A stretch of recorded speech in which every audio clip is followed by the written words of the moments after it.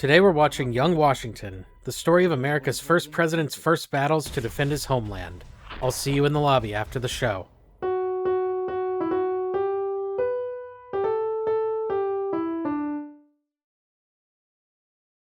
Hello and welcome to the lobby. Let's get right to the review. Young Washington centers around Georgia's involvement in the beginning of the French and Indian War. I'm not going to discuss the historical accuracies because, frankly, I don't feel like I should have to. This is, by all accounts, a fictional telling of events that happened a long time ago, regardless of how close those events are to what actually happened. I prefer to just look at the movie for what it is and whether it actually works for me as a movie. So, did it? It has a lot of competency behind it on a technical level.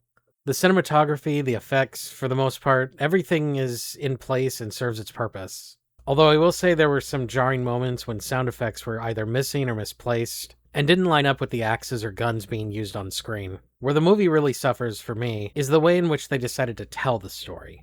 Everything that happens is very surface level. They tell the events, but they don't really give us much in the way of depth. Washington is completely devoid of personality, standing merely as a symbol for American determination and loyalty. That would be fine if that was the intent, but I don't think it was. The movie spends so much time on how the relationships in his life shape the legend we think of today, that if symbolism were the intent, they really didn't find a balance. This was my first experience with Angel Studios, and the first impression was certainly interesting. In all honesty, I was expecting much lower budget fare, and certainly not expecting Andy Serkis and Ben Kingsley to show up.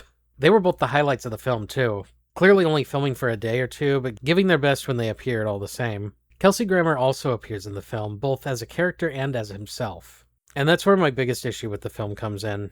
During the credits, Grammer appears on screen to plead to the audience to take part in a pay-it-forward stunt. The idea, which was a success for Angel's last film, is that people in the audience are to buy extra tickets in order to boost the film's success, and hopefully make it the highest-grossing film in America on opening weekend. This isn't implied. Grammer explicitly states that this is the goal. I'm not sure how I feel about this. Artistically, I'm completely against it. It's a cynical, manipulative tactic that is using politics to take advantage of people to game a system. That is fundamentally anti-art and incredibly dishonest. What I'm not sure about is whether it should be legal or not. I did find it humorous, however, that the QR code on screen when Grammer was speaking was different from the one that appears throughout the rest of the credits. Looks like somebody messed up and forgot to save the code. Grammer's speech about Washington also really highlighted for me what was missing from the film. He goes on about how Washington was fighting for freedom when we never see that in the film. The Washington of the story we just watched only ever fought for himself and his friends, which is why I emphasized loyalty earlier. But I suppose it's hard to capture the spirit of America when you film your movie in Ireland. I would have dismissed this as a passable, if completely forgettable, biopic if it wasn't for the absolutely sinister scheme they tried to pull in the credits, and I very much hope it does not work for them this time. I have to give this a 3 out of 10, because a production like this, in my eyes, doesn't deserve any higher than that. But I'd like to know what you think of Young Washington. Let us know in the comments, and I'll see you here again in the lobby next time.